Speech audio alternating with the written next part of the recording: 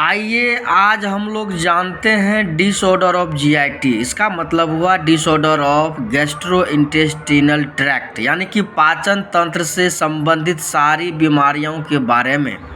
यदि आपको पाचन तंत्र यानी डाइजेस्टिव सिस्टम से रिलेटेड बीमारियों के बारे में जानकारी चाहिए तो आप इस चैनल को सब्सक्राइब कर लें, चूँकि डाइजेस्टिव सिस्टम के अंतर्गत जो शुरू होगा मुंह से लेकर के एनस तक का, माउथ टू एनस तक का स्टडी करेंगे।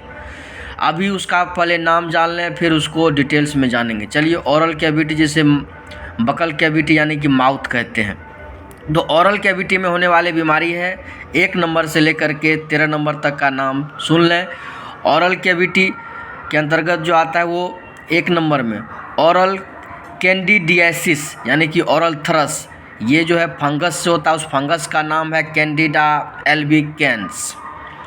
दूसरा नंबर है ओरल अल्सर, जिसका दूसरा नाम है कैंकर सोर भी कहते हैं, यानी इसी को एप्थॉस अल्सरेशन भी कहते हैं। तीसरा नंबर ओरल कैंसर यानी कि ओरल स्क्वैमस सेल कार्सिनोमा, यानी कि शॉर्टकट में कहें तो OSCC कहते हैं। ये जहाँ भी कार्सिनोमा होगा वह कैंसर के तरफ इंडिकेट करता है, यानी कि ओरल स्क्वैमस सेल कार्सिनोमा। चौथा नंबर में है ओरल लाइकेन प्लेनस, जिसको इन्फ्लामेटरी कंडीशन यानी OLP कहते हैं। 5वां नंबर है जिंजीवाइटिस, जिसको गम इन्फ्लामेशन कहते हैं। 6ठा नंबर पेरियोडोंटाइटिस यानी कि गम डिजीज, जिसको पायरिया कहते हैं। पायरिया को हम लोग पेरियोडोंटाइटिस यानी कि गम डिजीज कहते हैं। 7वां नंबर में है डेंटल कैरीज यानी टूथ डिके, दांत में जो गड्ढा हो जाता है, खाई हो जाता है, उसमें जो कचरा भरने लगता है, खाना फंसने लगता है, उसी को डेंटल कैरीज कहते हैं या टूथ डिके कहते हैं। 8वां नंबर में ल्यूकोप्लेकिया यानी कि white patches in the mouth, जब मुंह में वाइट पैचेज बन जाता है तो उसको ल्यूकोप्लेकिया कहते हैं। और 9 नंबर में जो है AHG बीमारी है, AHG जो HSV1 वायरस से होता है। HSV1 का फुल फॉर्म है हर्पीस सिम्प्लेक्स वायरस। बीमारी का नाम है एक्यूट हर्पेटिक जिंजीवोस्टोमेटाइटिस। AHG का फुल फॉर्म हुआ एक्यूट हर्पेटिक जिंजीवोस्टोमेटाइटिस, यानी कि इस बीमारी का नाम है एक्यूट हर्पेटिक जिंजीवोस्टोमेटाइटिस, यानी कि जिंजीवाइटिस भी है, स्टोमेटाइटिस भी है, 2 बीमारी एक साथ, यानी कि पूरे मुंह में हो गया, ठीक ना। कोल्ड सोर यानी फीवर ब्लिस्टर, इसको जरपात कहते हैं, बुखार में जो जरपात आता है ठोर में, ये भी हो जाएगा पूरा। 9 नंबर का जो बीमारी है उसमें क्या होता है, जी में भी हो जाता है, गाल में भी हो जाता है, मुंह में भी हो जाता है, मसूरा में भी हो जाता है, पूरा मुंह हो गया तो उसको ये 9 नंबर का डिजीज AHG कहते हैं। चलिए, 11 नंबर में हेयर लिप, यानी कि जब क्लैप्ट प्लेट यानी तालू कटा हुआ हो या क्लैप्ट लिप ठोर कटा हुआ हो, होंठ कटा हुआ हो, तो उसको हेयर लिप यानी कि ये बीमारी कहते हैं। 12 नंबर में है पेरोटाइटिस, यानी कि पेरोटिड ग्लैंड में जब होता है, या उसको मम्प्स कहते हैं या गलसुआ कहते हैं, जो गलफुल्ली जिसको कहते हैं, गाल फूल जाता है, उसको पेरोटाइटिस कहते हैं। और जो 13 नंबर में है वो है tumours of the salivary gland.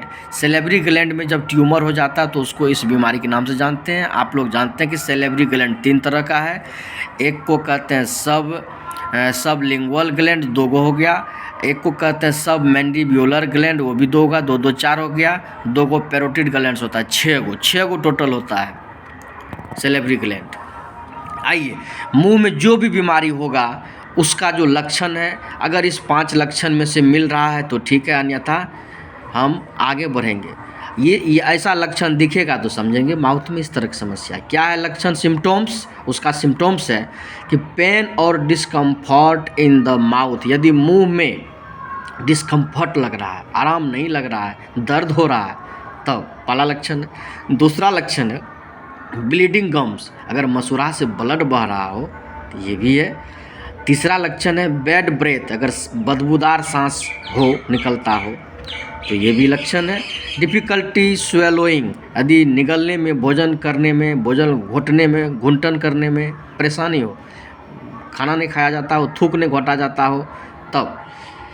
और अगला सिम्टम्स है वाइट और red patches in the mouth, यदि मुंह में लाल राल का पैच बन गया हो या वाइट का पैच बन गया हो तो फिर आगे बढ़ेंगे, लक्षण को देखते हुए आगे बढ़ेंगे।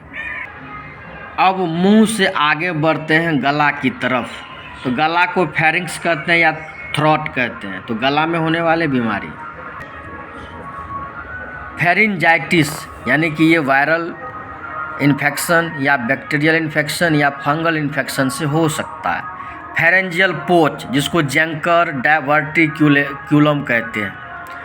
तीसरा फेरेंजियल एब्सेसिस, यानी कि कलेक्शन ऑफ पस, अगर ऐसा हो तो उसको फेरेंजियल एब्सेसिस कहते हैं।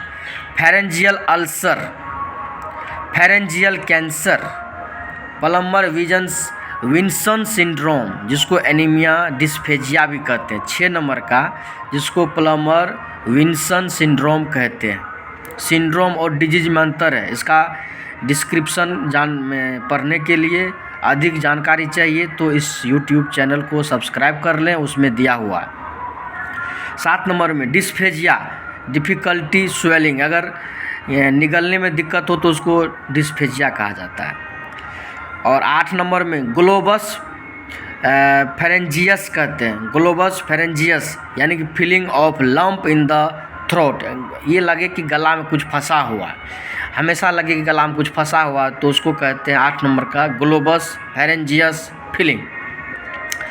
9 नंबर का टॉन्सिलाइटिस, इसको इन्फ्लामेशन ऑफ टॉन्सिल कहते हैं। 10 नंबर में post nasal drip, excess mucus in the throat, गला में अधिक कफ बन रहा हो, निकल रहा हो तो उसको पोस्ट नेजल ड्रिप कहते हैं। 11 number sore throat due to stomach acid, stomach acid के कारण अगर गला खराब हो जाता है उसको सोर थ्रोट कहते हैं। LPR लैरिंगो फेरेंजियल रिफ्लक्स कहते हैं। तो लैरिंगो फेरेंजियल रिफ्लक्स। और 13 नंबर में डिप्थीरिया है, यानी कि गला में होने वाले जितने 13 बीमारियां हैं, इस बीमारियां का लक्षण यहाँ देख लें। यदि ऐसा लक्षण है तो इसमें रहेंगे, अन्यथा आगे बढ़ेंगे। क्या लक्षण है? सोर थ्रोट, गला खराब है, आवाज़ भी भारी लग रहा है ना, डिफ़िकल्टी स्वेलोइंग, निगलने में दिक्कत है, पेन वाइल स्वेलोइंग, जब हम घोटने लगते हैं तो दर्द करता है गला में, हॉर्सनेस, ये सबसे बड़ी बात है, कर्कशता, आवाज़ बैठ गया हो, आवाज़ सही से नहीं निकल रहा हो, जैसा निकल रहा था उससे आवाज़ नहीं निकलती हो, ये बात है।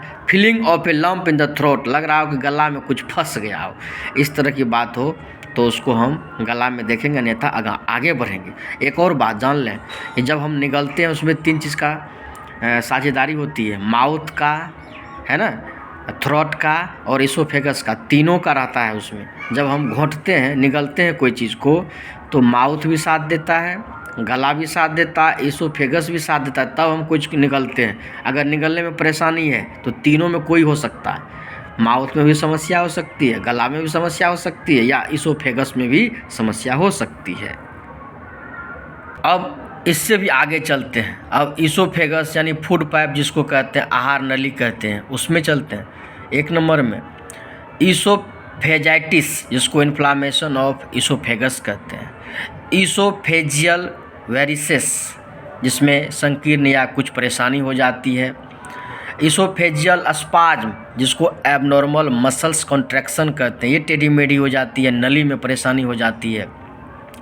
Oesophageal stricture, narrowing of the oesophageal, बिल्कुल इसमें भी बहुत परेशानी, इसमें तो भोजन भी नहीं कर पाता है। खैर डिटेल्स में आगे हम पढ़ाए हैं, उसको देख लेना है। Oesophageal ulcer, oesophageal cancer, oesophageal diverticula, जिसको pouches in the oesophageal wall, oesophageal wall पर जब पॉचेज बन जाता है तो इसको कैसे देखेंगे, तो इसको मशीन द्वारा तो देख ही लेंगे ना। हाँ, 8वां नंबर में डिस्फेजिया, जिसको डिफ़िकल्टी स्वेलोइंग कहते हैं, जब निकलने में दिक्कत होती है तो डिस्फेजिया कहते हैं। 9 नंबर में एक्लेसिया कार्डिया, जैसे डिफ़िकल्टी स्वेलोइंग है। सबका डिफरेंस डिटेल्स में देखेंगे, सबको पढ़ेंगे। बैरेट्स इसोफेगस, जिसको प्री कैंसरस कंडीशन कहते हैं। GERD gastro oesophageal reflux disease, tumours of the oesophagus. फिर है कोजेनिटल डिसऑर्डर जिसमें 2 प्रकार का होता है, इसोफेजियल एट्रेसिया, एक को ट्रैकियो इसोफेजियल फिस्टुला कहते हैं। और सिम्टम्स क्या है सो जान लें। डिफ़िकल्टी स्वलोइंग होगा, जो डिफ़िकल्टी स्वेलोइंग तो तीनों में हो सकता है। चेस्ट पेन है, हार्ट बर्न है और रिग्रिटेशन है, वेट लॉस है, तो इस तरह की बातें होगी।